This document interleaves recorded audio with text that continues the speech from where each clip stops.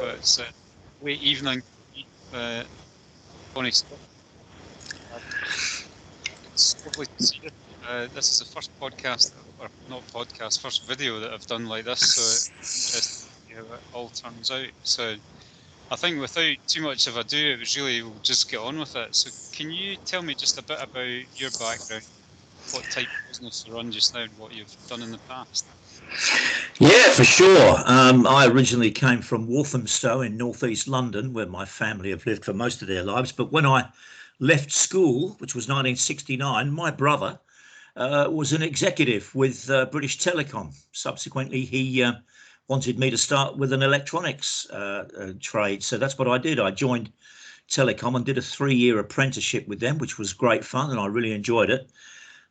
After that 3 years, I got made up to what's known as a T2A, which is a technician 2A class, which I enjoyed. And then after a year of that, I was doing what we talk about all the time, and what people are trying to get away from. I was getting on a train in the morning in Walthamstow, and diddly-da into the city every morning, 20 minutes, half an hour, falling asleep on people's shoulders, having people fall asleep on my shoulder. And sadly for me, in winter, it was dark when I got up. It was dark when I went home, dark when I got out of work, dark when I got on the train. I never saw the sunlight. So after a year of that, I thought there's got to be more to life than this. So I decided to leave. And when I did, I felt absolutely euphoric. It was brilliant. So that was my trade. My trade is an electronics telecommunications engineer. That's what I started with. If you want me to go on from there, I left because I really wanted to be a disc jockey. I know that's not a great vocation for many people, but I really did like watching BBC television with Top of the Pops. I really loved BBC Radio 1 at the time. And I was quite a shy kid at 15, 16, 17, so I wanted to meet girls. So I became a disc jockey and got a job for a company called Goodhue, and I worked for the now infamous, but sadly not here anymore, Dale Winton. You remember Dale Winton? Yeah, I do. And we had good fun. It was working in different clubs all around London and the southeast, down in Sussex, Hastings, places like that. And I did that for a couple of years, which was great. A lot of people that I worked with went on to work on radio. And there's a big biscuit factory in West London, and they're now called United Biscuits. Well, they had a radio station, and it was a fabulous little studio, which I went to, which I could have joined and got onto radio there. But I'd been working in nightclubs, and I met a couple of lovely lads, Neville and Tim, who were a couple of Australians. And they said, come to Australia. So after writing to them and then writing back to me for a year or so, I decided to go. So instead of joining the radio station in London, I came out to Australia, and that was in 1974. And one of the best things I think I've ever done, really. There you go. And when you were a disc jockey, were you effectively just self-employed at that point? Yeah. I was self-employed, so I did all my own tax returns and tickets and insurance and all that sort of stuff. But I worked for many companies while I was doing that, which was great fun. And I always seemed to get lots of work. I worked in a lovely club in Southend-on-Sea called the 06, and that's where I met Tim and Neville. And it was those guys who were a couple of Aussies that I became very good friends with, and they invited me out here. Sadly, which is a very, very sad thing, I've lost touch with them. I don't know where they are now. I think they were from Melbourne, but I've not seen them for years. I'd love to be able to find them again. Because I think one of your questions, which I'm going to sort of cover just quickly now, one of the most valuable documents I believe I've got is my Australian passport. So, but dual nationality, so I can keep my English passport and stay Australian as well. So that's the good thing. But that's my history of work when I was young. And when you got to Australia, what did you do when you arrived there? I looked for work. It didn't take me very long to get to work. I got a job with a company called Pretron Electronics, and that was building alarm systems for coal-fired power generation stations. There's one up here on the East Coast. I can't remember where it is now, but I built part of their alarm system because I was really into electronics. But at the same time, I applied for jobs as a disc jockey in nightclubs, and I found a good job that I had for quite some time in a club called Pinocchio's. the manager of which, Mike Reynolds, is still a good friend of mine today. So he is probably the longest relationship I've had as a mate with anybody in Australia. So that's what I did. I was doing electronics again and being a disc jockey just for fun, you know. And at what point did you start your own business? And what was it when your sort of first foray into being out on your own? You know, obviously you did the disc jockey stuff, but yeah, it was many years later when I came back to the UK. I met a lovely guy called Karaoke Bob. His name was Bob, and guess what he did? He did karaoke. I came back to the UK just looking for some work around Christmas, and I knew all these people would be busy because of Christmas parties. I met Bob. We got on like a house on fire. He offered me loads of work, which I did. I worked at the White Hart pub, which is right outside White Hart Lane for the Tottenham ground. So if anybody's a football fan, if you're a Tottenham fan, I knew all the boys and girls from Tottenham.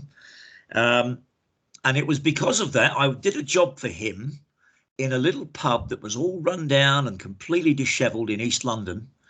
And I did this karaoke this night, and it was a terrible place. The next day or the day after, I got a pamphlet through the letterbox. I don't know why it got to me, from a company called Belhaven Estates. Now, they had been run by a big bunch of Indians.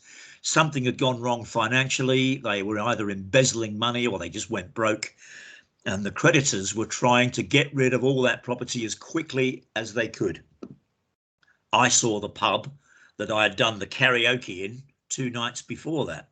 So I looked at it, and it was on the market for £75,000. And this is 2 miles out of the city of London. I said to the agent, if I offered them a lower price, do you think they'd accept it? He said, well, let's just try it. I offered them £45,000, and they nearly bit my hand off. I probably could have offered them 10. I probably could have offered them 10 quid. So this was a freehold pub just outside the city of London for 45 grand. So I bought it, and that was my first foray into my own business. And it was great fun. I renovated it, spent about £26,000 on there. I did a business plan and put that to Scottish and Newcastle, the brewery. They were very pleased with it. They gave me some money to buy it at 0%, I might add. I think they lent me about £30,000, and it was about 400 and something a month, and that was no interest, on the grounds that I sold their beer. It was a great deal. And after a couple of weeks of setting this thing up and getting it all renovated, we opened the doors. Not one customer came in. We had all this debt, and my wife and I sat in the bar with a glass of wine each in front of our brand new lovely fireplace that we'd built through a couple of wonderful bricklayers. And I said, right, what do we do now? This was the spark that got me going. I made a little postcard, and it had a picture on the front of me and my wife behind the bar saying cheers. And at the bottom it said, wish you were here, which is what you put on postcards. Yeah. On the back of that, there was a little story. Hi, my name's David. This is my wife, Karen. We've just bought this little pub. We renovated it, turned it into a lovely bar. We'd love to see you in here if you fancy somewhere nice to drink in your local area. And then we walked around the suburbs, putting those through every single door letterbox that we could find. And it worked. Within about a week to 10 days, we had roughly 35, 40, 50 customers. And that was enough to turn over about 2.5 to 3 grand a week. It paid all the bills, paid for all the stock, paid my mortgage, and we were up and running. And that was just brilliant. So I felt very successful.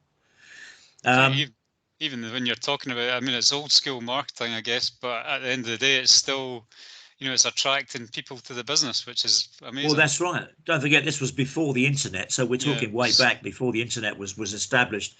So I wanted people from the local area, which I was going to go out and find. And I even had one of our customers come out and walk down streets. We must have walked about 50 miles.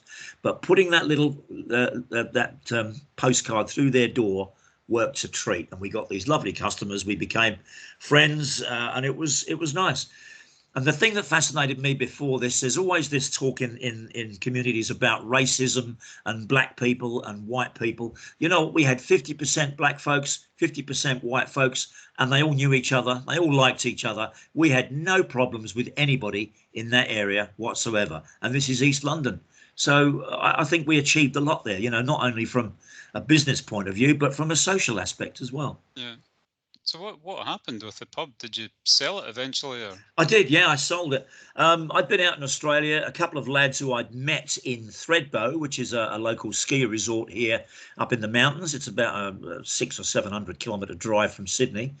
I'd met them out there. They were a couple of twin brothers and they were working on the lifts, and I was the entertainment in the main hotel for quite a few years.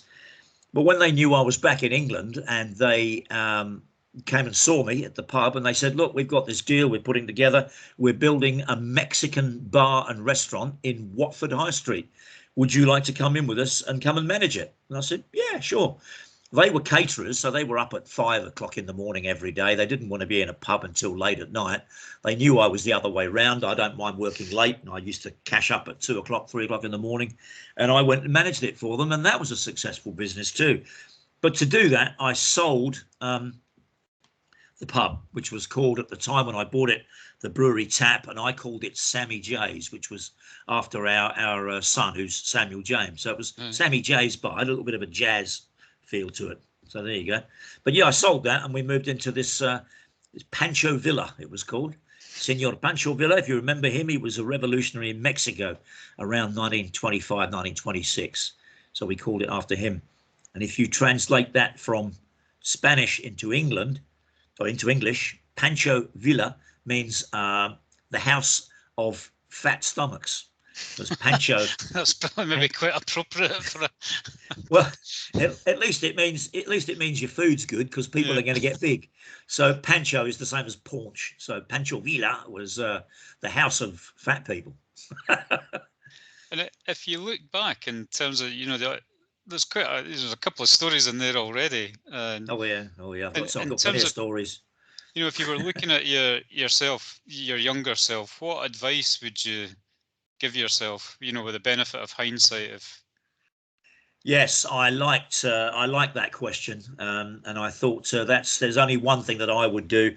When it comes to education with finance and money, I never had any. I didn't have any whatsoever. My family, my father, bless him, was a council worker. He was a Labour voter. My mother, I loved my mother very much, but she didn't really have any opinions about anything at all, really. But my dad and my mum weren't the sort of people to teach me about money. So if I look back when I was younger, and any advice I can ever give to young people is always put money away for your future, something that I never did. I was trading. If I needed £100, I went and earned £100. If I needed £1,000, I went and earned £1,000. I didn't ever put any wise investments away for my later life. And this is what I'm doing now. I'm playing catch up, because the story goes on from there, obviously. Yeah. So that's my advice. Always, and in the words of one of my favorite books, which is the Richest Man in Babylon, always pay yourself first. And I think that is so important. Yeah, I think that's very true. There's a lot of certainly business owners, when they're getting going, it's paying everybody else, staff, suppliers, before they pay themselves. And actually, that's not why you go into business, to fund everybody else's lifestyle.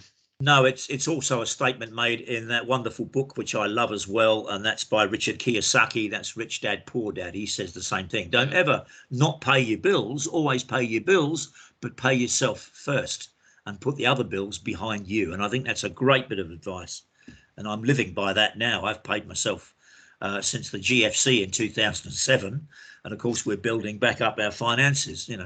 Yeah. Your turn. I'll just keep talking. Otherwise, you got to stop me. So in terms of what's the best decision that you've made, business decision that you've made? The best decision that I made outside business would be coming to Australia. The second decision I made that was the best was marrying my wife Karen. Business decision. Was she not maybe query whether that's number 2 or number 1? Well, they're on a par. If we're doing a top 40 countdown, they're equal number 1, really. And then of course you got the kids. When you have your kids, that's a marvelous thing as well. But the best business decision that I made, that's a tough question, because I've made so many bad ones. I met a guy a few years ago. His name is Brian Evans, a lovely fella, a Jewish lad from Eastern England, came out and lived near us in Spain when we were building our house out there. And he gave me a bit of advice, but it was too late. And the bit of advice he gave me, he said, don't ever sell anything. It was too late. I'd sold the pub. I'd sold my house in Brisbane. I'd sold the house we had in Whitford near Southend-on-Sea. So if I'd have got his advice before, I would still have all those properties now, and I'd be a lot wealthier than what we are. So my best business decision, I think, was to get out of working for someone else and work for myself. That's got to be it. Yeah, brilliant. And in terms of it, it's a similar question, but slightly different. Is what's the hardest business decision you've ever had to make? Because I know some people face some really tough times or just difficult decisions that they need to make. They've depending on what choices are available to them. Yeah, there's always 50-50, isn't there? There's 50% yes, 50% no. Yeah. And invariably you'll get it wrong, no matter who you are. Even people like Warren Buffett or all the other big boys. I'm trying to think of some other names now. Well, Robert Kiyosaki and all those people, they've made bad mistakes. The most difficult decision I think I had to make was leaving the partnership with Pancho Villa in Watford. And getting out of that, which was a bit of a legal wrangle, but we got through it in the end. That goes on to be even more painful, but I've got to look back at those things and say, look, there's two choices in life. You've either got to look back at that and get angry every day, or just forget about it, move on, do something else. And that's the one that I've taken. So did that go a little bit sour at the end? I mean, that's something that I don't see regularly, but we see it where people go into partnership. It's fantastic to start with. Everybody's happy, and then they realise that maybe their aims and goals are a bit different, or actually they just don't get on particularly well. Yeah. Yes, it did go sour in the end, and it went sour for one reason, and my wife saw this. I was never considered to be an equal business partner, even though we all put the same amount of money in. I was always looked upon as an employee, which I didn't like. I'll give you an example. One day I said, look, I've got things to do. I'm going to go and have some lunch. And they pulled me to one side and said, oh, we don't have lunch here. We always eat on the hoof, was their quote. And I'm thinking, wait a minute, I'm not one of your employees. I put money into this. I'm working as hard as anybody else. So that really annoyed me. And of course, that's where it started to go downhill. And we finished up, we sold our share and got out, and we went out to live in southern Spain, where we built a house. So, never a dull moment, Neil. Never a dull moment.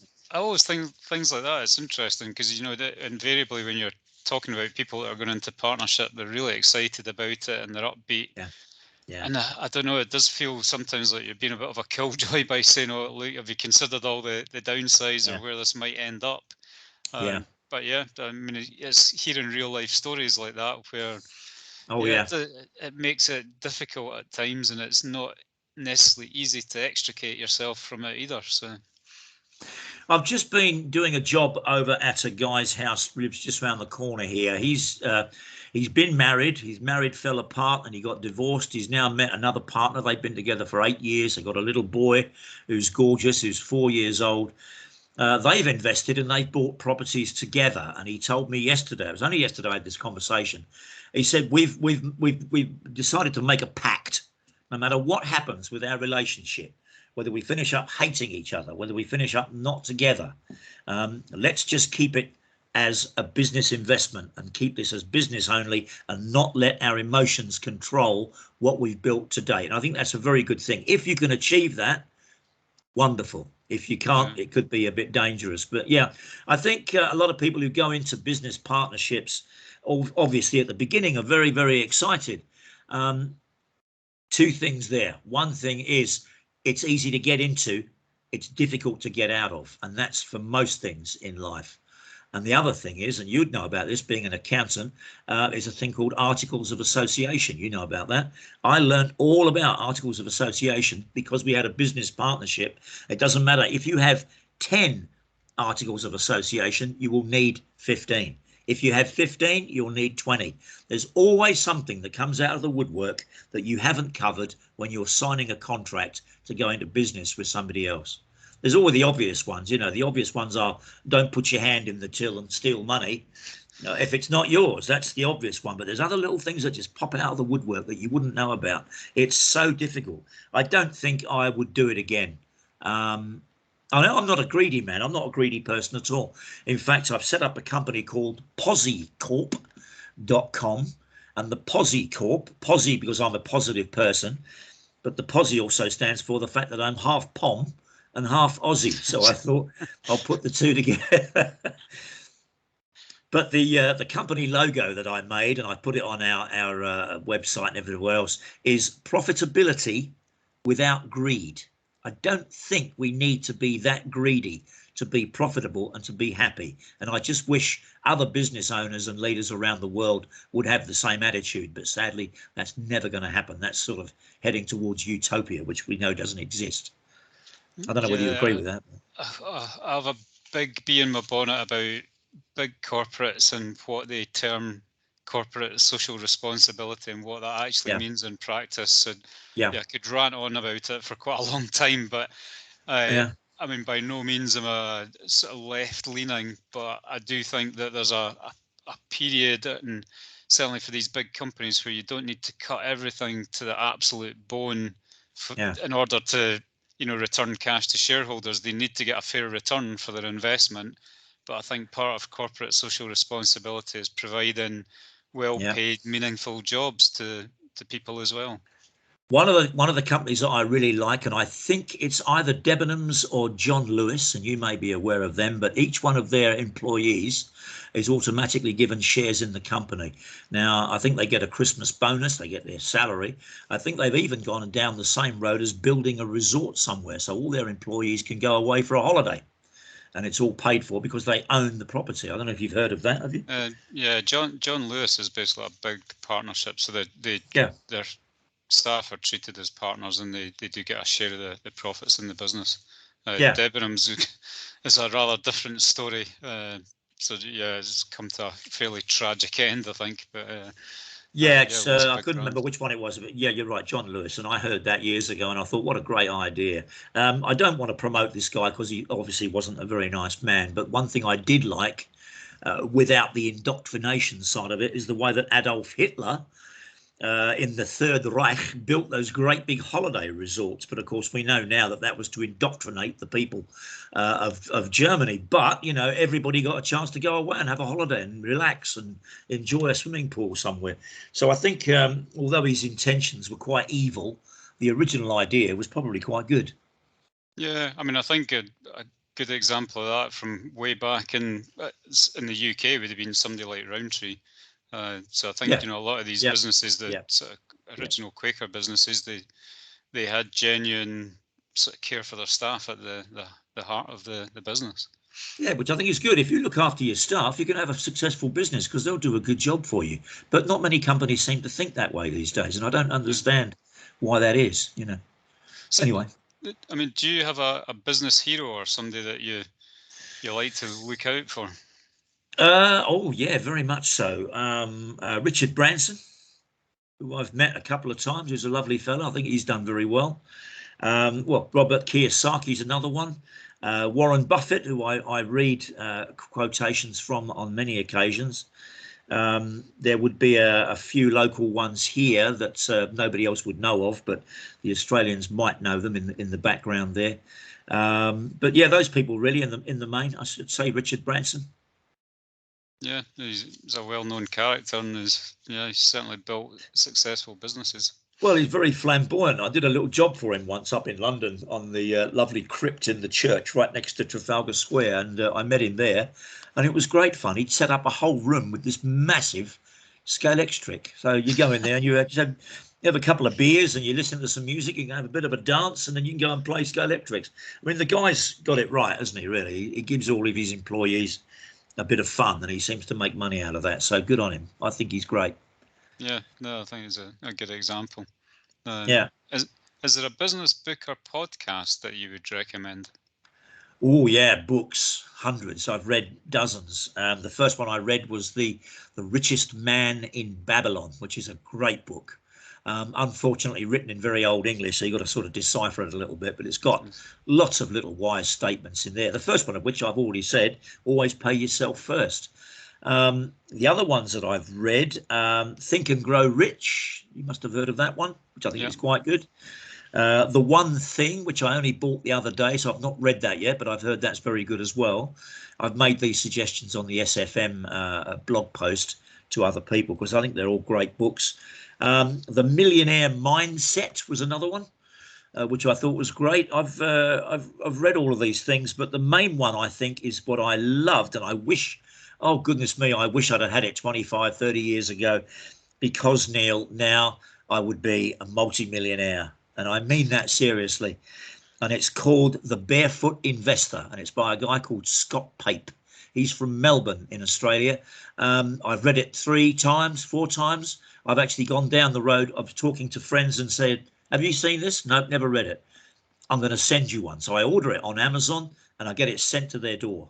And I've done that quite a few times now as a little present. It's got every bit of financial advice that you will ever need in one book, and I think it's great. So that's my favourite, is Barefoot Investor.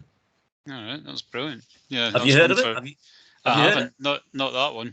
Some of the other ones that you'd named there. Then yeah, I'm always quite intrigued with, you know, I'm a reasonably avid reader of the business books, and I always think, you know, like my wife will sometimes say, look, have you not read enough, you know, these self-help books? But I do think there's nuggets in all of them.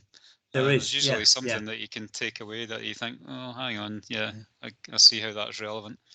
I mean, you know, I've met you through SFM, and when I watch the videos there from Stuart and anybody else that I'm reading stuff about on regards to everybody else's training, every now and again there's a little snippet, and I think, wow, I like that. So I write it down. I've got all my notes next to me here. And, you know, you get little nuggets from every single book that you read. In fact, if you haven't got one, I'm going to tell you now that if you give me your address, I'm going to send it to you as a present. You'll get an early Christmas present from me. Oh, thanks very much. Pleasure. So in terms of, you know, you've had quite a few different businesses, quite an eclectic career, I guess, in some respects. You've done quite a few things, but in terms of running your own business, is it, you know, what's that allowed you to achieve? You know, what would be the biggest thing that you would say that, you know, having your own business has let you do compared to if you'd stuck in the, you know, the sort of career that you'd maybe started off in? Yeah, freedom of time. Freedom of my own time, not to be controlled by somebody else. I don't have to be in an office or in a warehouse or anywhere between 8:30 a.m. and 5 p.m. I can have tomorrow off if I want, which I do quite regularly. I get lots of work in. I'll go and do all that work whenever I can during the week. Some people I can't get to on Wednesday. They say, no, we're out or something. So I'll adjust my working day to suit my customers. But if I want to have 2 or 3 days off and go away, I can do that. And that's what I love about it the most. It's been a bit difficult because I was never trained in business. I'm not a business guru.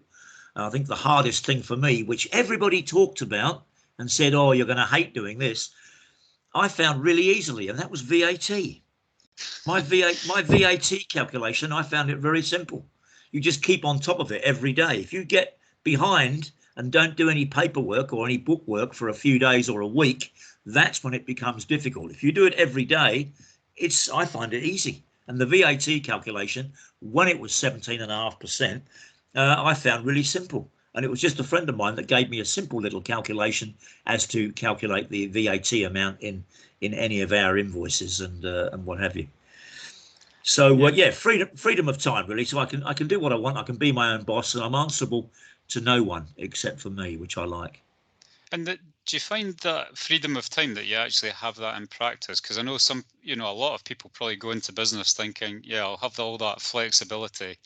And the reality for at least some people is that they don't have that. If anything, they're more tied in because they've got more demands on them from whether it's, you know, their own team, customers, suppliers, you know, their accountant. Yeah, very true. You do finish up working more, but you see, for me personally, we got married in 1990. I've had 2 kids. The kids have grown up. The kids have left, and I'm standing there thinking, wait a minute, I had a family 10 minutes ago. Where have they gone? So I thought to myself, this is rubbish. But because of that, I like to be busy. So if I am working stupid hours of the day and stupid hours, I actually quite enjoy it. And I've got to quote you now. I think it was Henry Ford that said, "I've never done a day's work in my life. I've enjoyed every minute of it." So is it work or is it pleasure? Depends on whether you like it or not, doesn't it? Yeah, I'd seen something recently, and I don't know who it was. I can't remember who it was, but it was basically along the lines of, people keep saying that they're effectively planning for retirement, and you're doing everything that you can to retire. And I said, surely you should just be trying to enjoy your life as you go through it, rather Yes. than building up for this big event that's your retirement, and then who knows what happens after that. Here's a great story for you. One of the books that I read that I forgot to mention before was something like, it was called the 4.5 hour working week. It's by a guy called Tim Ferriss. Yeah, I'm sure you've heard of him. yeah, yeah. And when I read that book, what his advice in there, I'm just reading it and I'm thinking, wait a minute, I've done this. It says you should retire through life as many times as you can, which I did. I've retired millions of times. I've stopped one job and got rid of that and gone and done some holidays and traveled a little bit, come back and done something else. That was one thing I've got to say about that, looking forward to retirement. The other thing is, my father was a mechanic and he worked for the Walthamstow Borough Council in northeast London. His boss was a guy called Jack Butler. Jack Butler was exactly like that. I'm looking forward to retirement. He was hanging out for his retirement.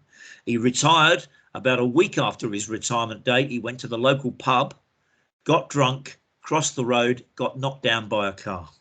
God. He had 1 week of retirement. I think it's a mistake to go that longevity in one job.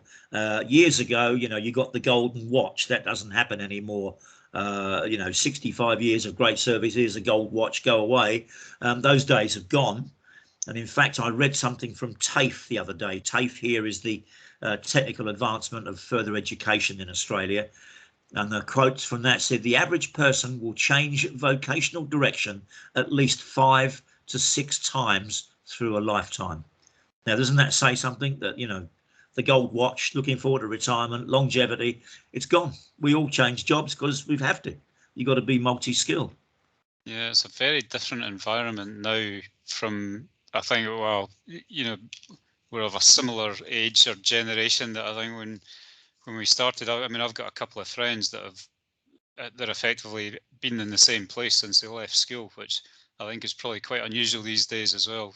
Yeah. It's gone through different, they've done different jobs within these companies, but yeah, with the same company, I don't really see that happening for my kids. I don't think that'll be I don't think it'll be an option for them whether they wanted it or not. No, but even if it was an option, I couldn't do it. I'd go mad. I couldn't be in the same office or in the same job for 25, 30, 35 years because I've never found a job that I really enjoyed that much to stay in it that long. Yeah. If I had, then it might be a different story. But you're definitely gone are the days. In fact, I'm about to make a video for my landing pages, which is effectively based around that. What do you see when you look at this picture of me on the screen? Do you see an old fuddy-duddy who's been in the same job for 35 years? Well, no, not really. We're just out there having fun, and you've got to earn money to live. So if you can earn money to live and have fun at the same time, that I think is the answer. Do you not agree? Yeah, that's definitely the secret of a happy life, I think. Yeah, yeah. In terms of the stuff that you're doing just now, I mean, you can maybe just give us a little insight into what you're actually doing business-wise just now. But if you had a magic wand, what would be the one thing that you would change about your business? I'd accelerate it more. The magic wand is always a great answer to anything. I've got onto this digital marketing now because I have probably about 5 business plans that I want to execute. I can't do them all at the same time. That's impossible. I can do one at a time, but each time I look at what I want to do, I need a certain amount of finance and a certain amount of money to get that going. But I don't want to borrow. Neil, I hate borrowing.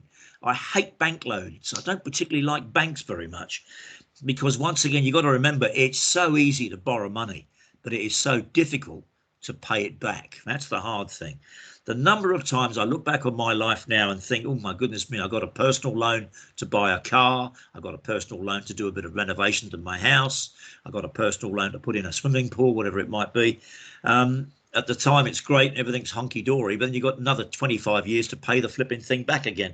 So I think a magic wand would someone to come to me and say, Dave, this business idea of yours is fantastic. We'll put 5 grand in and we won't charge you any interest, but we'll expect our 5 grand back in a year, 2 years, whatever. I think that would be a magic wand, but it's not going to happen. So the business that I'm doing now, I'm doing the digital marketing to get me some sort of a cash flow through the system. I've been using the internet ever since its inception to get work. I've always advertised on social media. I'm very, very big on social media, and it's always brought me in customers. And I've got quite a lot of customers right here in Sydney. We've only been here 5 years. We only came back in 5 years ago, and I've got a great little local customer base here now.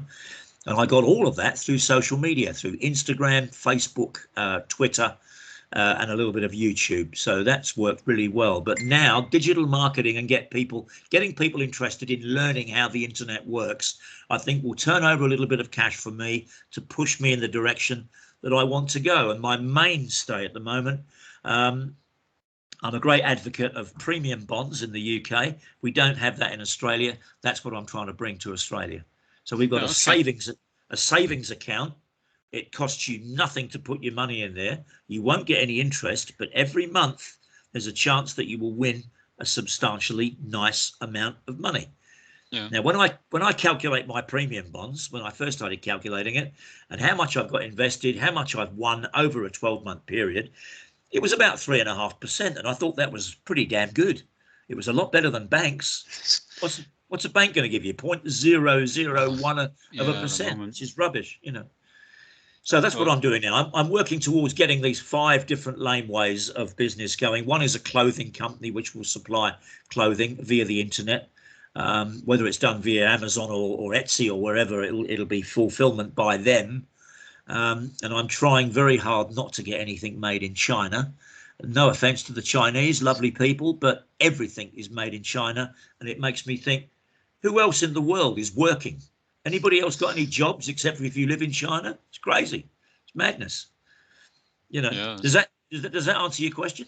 Yeah, it does. The premium bonds is interesting actually, because I mean, I put aside my tax money each month so that I'm budgeting for it effectively, but I put it into premium bonds. So if I don't win, well, I'm not any worse off. The money's still there. Yep. And there's always a chance that you get a nice win. So I've had a couple of small wins, but it's that little bit of excitement that you get, because in the UK it sends you an email, but it tells you you've won, but it doesn't tell you how much you've won. So you've got to go on you've got to go on their website to find out. Yeah. So you get a little bit of excitement looking at it until you get to the website and then find out that it's 10 or 20 quid. But 25 quid is their lowest prize. Yeah, I must admit, if you won the million, they would phone you. So you're right there. But once again, a bit of advice for anyone that's got premium bonds: make sure that you get onto their website and make sure that they've got your correct contact details. There are millions of pounds sitting there that are not claimed by people who've got bonds that have won and have moved, and they don't know where they are. I think that's a tragedy. I wish they'd give that to me. There's my magic wand moment. So in terms, I mean, you said you're quite big on social media. I mean, have you got a favourite business app, or like an app that you feel like you couldn't do without? I don't think Facebook, really. Facebook. Even after, well, I don't know. I mean, depending on when this goes out, there was the massive outage in Facebook earlier this week. Yeah. As it turns out, when that outage happened, it didn't have any effect on me whatsoever, really. I'd bought a little piece of equipment from a young lady who was up on the peninsula where we live here, and all I wanted to do on Facebook or Messenger was just to message her to say, I'm going to come up now, are you home? That's all it affected me with, and I couldn't get that message through to her until about, I think it was about 10:30, 11 o'clock. It came back on in the morning. I sent her a quick message, are you there? Yes, I am. And I drove up. Apart from that, it wouldn't worry me if it goes out, because I can always do something else. You know, WhatsApp was a bit of a problem because I chat with my daughter in America on WhatsApp. Instagram, I should use more. I'm slowly getting into that. Of course, that was out as well. Twitter, I've never understood Twitter. Everybody uses it and everyone sort of seems to rave about it. But all I find is it was Donald Trump insulting everybody on Twitter. So, I can't see the point of that. If you can't write a message that's a decent length to communicate something, why bother at all? If I got on this little conversation with you and you said, "Oh, hi, Dave, it's Neil here. Let's start our phone conversation." And you said, "Well, where did you start business?" Yeah, I started as an electronics engineer. And that was it. Yeah. What good is that to anybody? Does that make sense? What do you use Facebook for in a business environment? Is it promoting or is it communicating Yeah. with customers? Yeah, well, I do both. I've got a lot of friends, and I've rediscovered lots of friends that I've not seen for years. If you remember when Friends Reunited first came out, was a great concept. For some reason, that died a death, and Facebook completely took over. I rekindled friendships with people that I'd not seen for years and years and years, which was brilliant. And one of the things we did was went on a holiday for 2 weeks to Vietnam with a couple of folks who we'd not seen for about 5, 6, 7, 8 years, 10 years, in fact. But otherwise than that, I use the buy, swap, sell pages. So Northern Beaches here. And I put on there that I'm an electrician, I'm a swimming pool engineer, something that I added to my bow a few years ago. And I get a lot of customers who say, "Can you come and do this?" "Yes, I can." "Can you look at this?" "Yes, I can." And from that, I earn some good money out of it, So I do use it for business quite a lot, and I find it quite successful. Yeah, that's great. Yeah. And I've got one final question for you, and it's really just if there was one bit of business advice that you could give to other business owners, what would it be? Never go into business undercapitalized, I think, is the main one. I see these people who make massive businesses, like over where you are. You've got B&Q. Over here, we've got Bunnings. We had a company here called Woolworths who started up another hardware store type affair called Masters. I don't know whether you heard of them. They were management by a very large company that have lots and lots of money. They went terribly belly up, but they must have spent millions on the properties, the stock, the staff, the infrastructure, and it went under. Now, they had lots of money. They just had very bad management. I think a lot of small businesses start up and don't realise how long they've got to carry themselves for financially before they start to see a return. I was very lucky in that pub that we bought and we renovated, in the fact that we did a little bit of promotion, and within a few weeks we had a customer base, and then the cash started to turn over. I would never do it again because the biggest story I think I had at the time, I did not have enough money to go into that business, because we bought it freehold, to cover the VAT content. So I used, Neil, 7 credit cards. I paid for the VAT on that building with 7 credit cards. But within a couple of months, I could claim it back. And the VAT man came and saw me, and we sat down and chatted. And within a few days, I think it was about 17 or 18,000 pounds, it was back in my account. I threw the credit cards away, paid them all out, and I've got a picture on my wall in the house we built in Spain, which is all about Mr. Micawber. Do you remember Mr. Micawber from Dickens? Yeah. Mr. Micawber's favourite saying: annual income £1, annual expenditure £1, 1 shilling, result misery.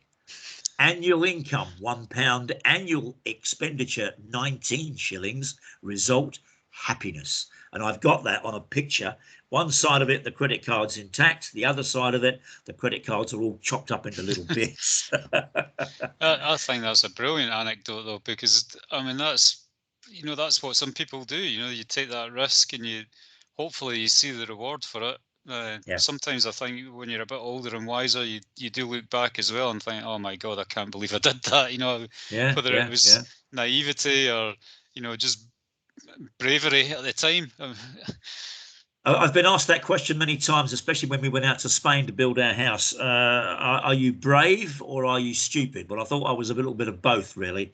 I am what's known as a bounder of adventure. I do like an adventure, and I have lived quite a lot of my life outside my comfort zone, which doesn't bother me. Even now, I'm only 2 years away from being 70.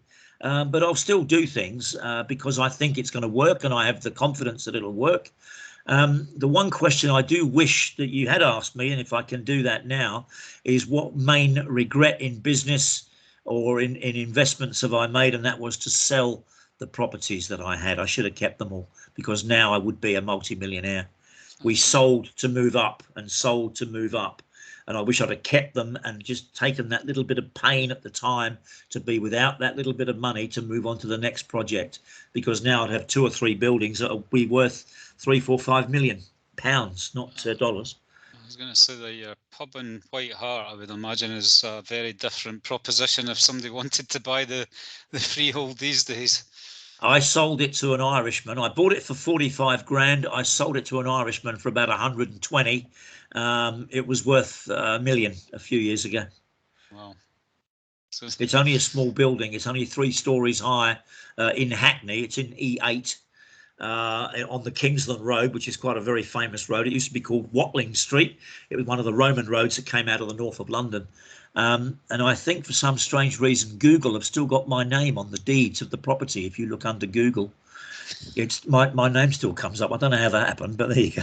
Well, I should never have sold it. That you don't know about. Yeah, well, I hope so. Well, thanks very much, David. It's been great talking to you.